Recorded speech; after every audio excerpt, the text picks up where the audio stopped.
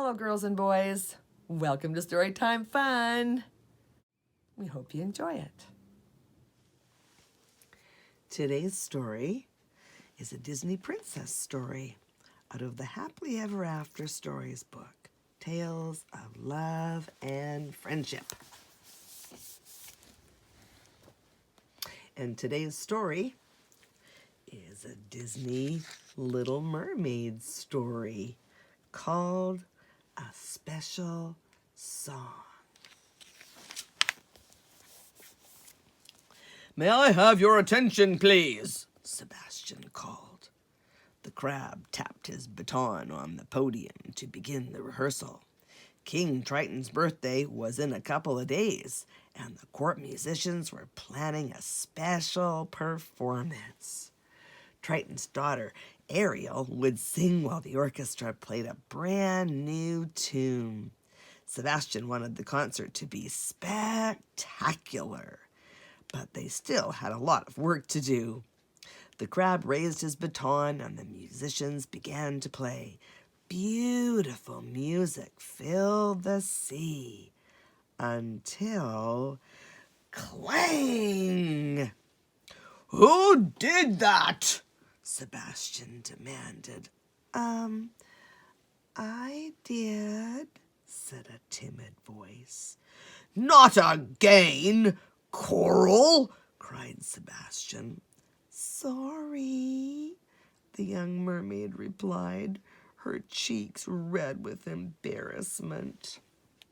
"Coral," said the conductor sternly, "the best way to play the cymbals is to hold on to them." "Yes, sir," Coral answered. "Now, if there are no more interruptions," Sebastian said grumpily, "let's continue." The rehearsal went from bad to worse. Coral kept missing her cues. She dropped her cymbal a second time. Clang! Then she tripped and landed on top of the kettle drum. Oh! As Ariel watched, Sebastian threw down his baton. "Rehearsal is over!" the crab yelled and stormed off. Ariel helped Coral up. "Don't mind Sebastian," she said reassuringly. "He just wants everything to be perfect." Coral bit her lip. "I might as well quit the orchestra," she said sadly. "I'll never be able to get this song right, let alone perfect." "Don't worry about it," Ariel said. "The only thing I'm perfect at is making Sebastian mad. Woo, you should have seen his face the last time I went to the surface. Woo, his eyes bulged right out of his head."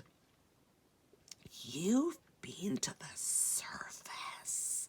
Coral asked, amazed. Her face lit up with excitement. "Wow, you must be the bravest mermaid ever." Ariel laughed. "Oh, I don't know about brave," she said. "It's just something I like to do. I'm sure you have a hobby, right?" "I don't know," said Coral. "I have 9 brothers and sisters, so I'm never really alone." "I know what you mean," Ariel admitted. "I have a lot of sisters myself, but I have a special place where I keep my collection of treasure. Would you like to see it?" "I'd love to," Coral exclaimed. The 2 mermaids swam to Ariel's grotto. "Make yourself at home," Ariel said to Coral when they arrived. Flounder the fish was there. He waved a fin at them.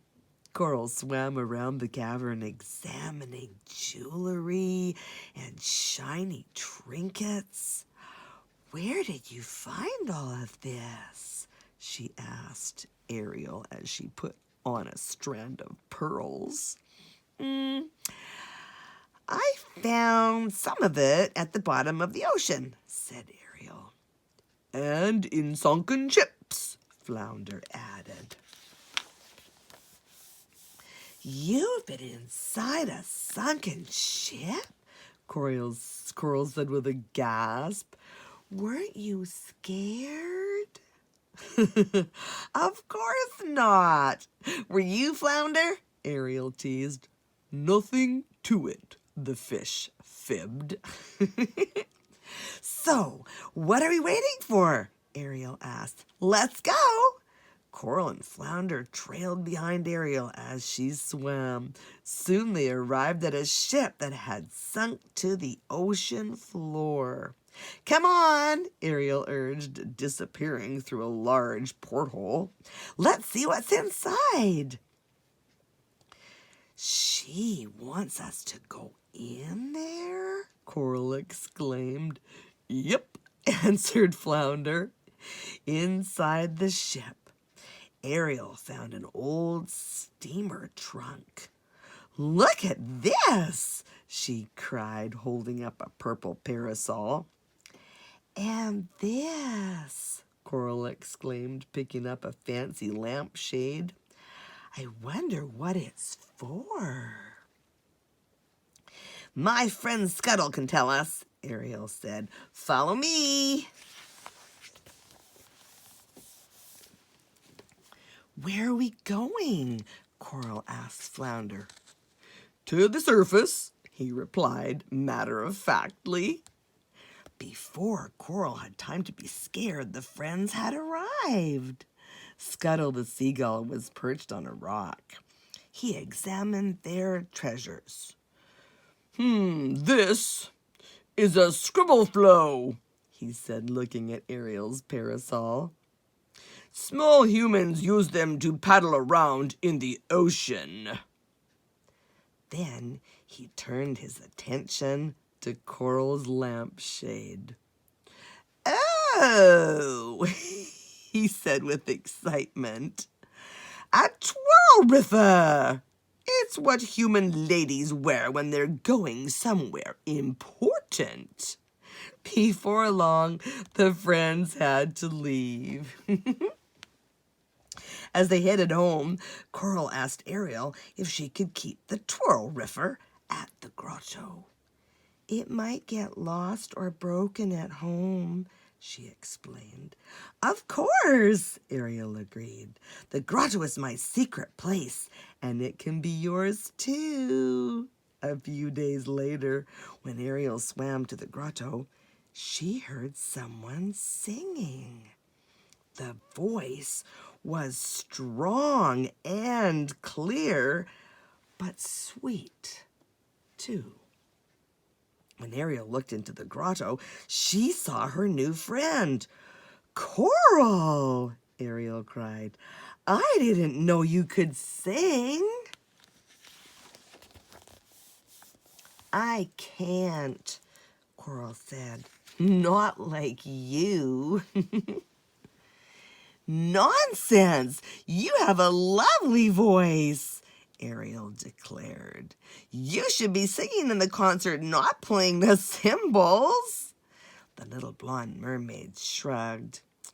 I just like singing to myself, she explained. I've never actually performed. The next day at rehearsal, Sebastian made Ariel and the orchestra practice over and over again. But something always seemed to go wrong. The big day is tomorrow, the crab fretted. This concert must be fit for a king. King Triton, to be exact. Let's try it again. So they did. And the rehearsal went on and on. By the end of the afternoon, everyone was tired. See you tomorrow, Ariel said. Her voice was raspy. On the day of the concert, Ariel could only whisper. She had lost her voice. Ariel went to tell Sebastian, the news. "It's my fault," Sebastian moaned. "Yesterday's rehearsal was too long. Now who's going to sing the solo?" Ariel motioned for Sebastian to follow her. Then she led him to the grotto, where Coral was singing. Sebastian asked the blonde mermaid to take Ariel's place. "You must," Sebastian insisted. "Otherwise, King Triton's birthday celebration will be ruined." "I can't sing in front of a crowd of merpeople," Coral pleaded. "And I certainly can't sing in front of King Triton." "Sure you can," Flounder said. Coral thought about how she had visited a sunken ship and gone to the surface, things she had never thought she could do, all because of Ariel. Now her new friend was counting on her. "All right," Coral said slowly. "I'll do it."